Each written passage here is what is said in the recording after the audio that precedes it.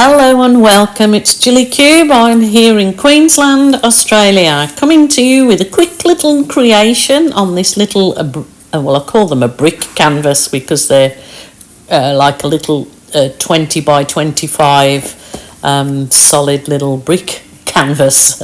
At the moment I am just pouring white into the cup. Simple and plain is just white into that cup. I did just thin it down a bit because my white was very thick, and what I want to do is create a different background for this nice little piece that I'm going to do. So into that white I will be squeezing another colour, but firstly I thought I'd just whiz over the canvas with the paint so I can get the paint coverage on that canvas prior to pouring. It's not necessary because my canvases are pre-treated with gesso, but I just find that when I pour the paints on whatever technique that I do, then the paints slide really nicely and you can create your design on there. So there you go. It's very thin, this paint, and I'm purposely doing it this way for my base coat.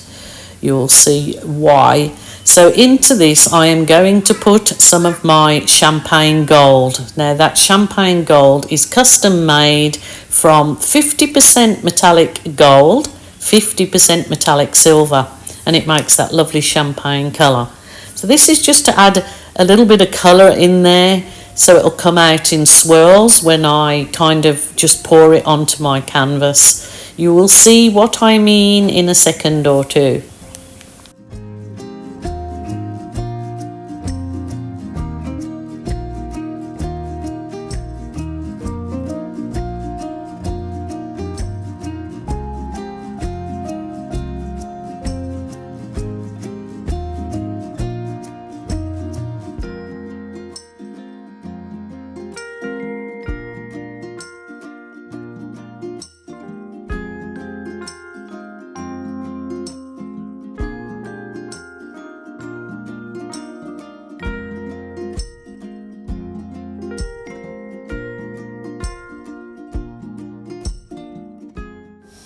As you can see, it's created a nice marble effect, and in that marble effect I can see there my Auntie Mary's face.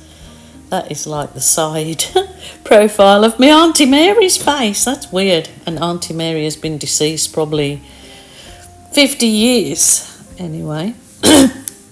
Yeah, so it's created a nice marble effect, and that's just what I wanted. Just a different background. It's lovely and soft. I think that would be great as a kitchen bench top or a bench top to something, wouldn't it? It's a really nice way of creating a really demure piece of art even on its own. But what I'm going to do now is add some little bits of joy, of course. This colour I mixed up myself because it was green deep with metallic silver. So and this was just my purple, just ordinary everyday purple, a nice dark purple that one is. So I'm just layering the colours in puddles, but I do not intend to blow them or anything this time, not with my straw or blow dryer. That is like a really deep sort of what's the red called? Oh, I can't remember. Anyway, that is a yellow ochre actually. So just really odd colours, but I just had it in my head to use these colours, and I'm going to just top off with a little bit of black on the top, and I will going to use my balloon that's blown up bigger, and I'm going to just balloon kiss directly on those puddles. And because there is a lot of paint underneath as well, they'll probably the colours disappear a bit, but we'll get a way of bringing them back up. So let's see how this goes. Let's see, it's come pretty supple, but look at my balloon. Oh my goodness, that's gorgeous. That's absolutely gorgeous.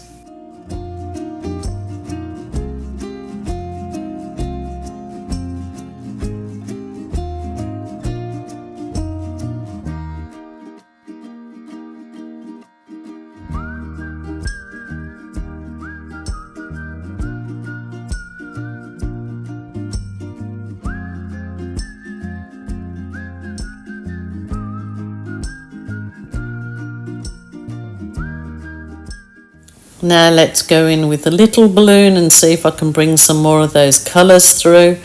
Just doing the composition so it's like the L shape there in the corner, and you can turn the canvas whichever way suits you. This is a really easy, nice little effect on the canvas, and it's really a lovely gift, or loads of people want to buy these nice little canvases like this. It does look nice in a floating frame as well. So I'm sort of just going along, adding a little bit of detail, but still keeping it, you know, minimalistic, shall we say. So I whiz over with my heat wand to burst any air bubbles, also helps the paint to absorb into the canvas. And then I'm going to just get my skewer and do a few little wisps in there, not too many, just to lighten it up even further. I really cannot get over that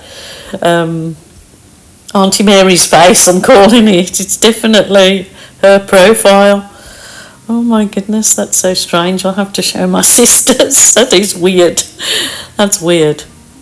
Auntie Mary, there's a story to Auntie Mary actually. She was blind all of her life, I believe. So when she was my dad's sister. So yeah, and she was absolutely the most wonderful person. Used to tell me so many different life stories, plus give me loads of advice about being a young lady back in the day. I loved her to bits. Yeah, I have a few stories about Auntie Mary after her death too, so maybe that's for another day. But I'm going to dedicate this little piece to Auntie Mary. Look how lovely it turned out. It's a stunning little piece, one that sort of knocked me socks off when I was keep looking back at it. But hope you enjoyed that, my lovelies. Until next time, bye for now.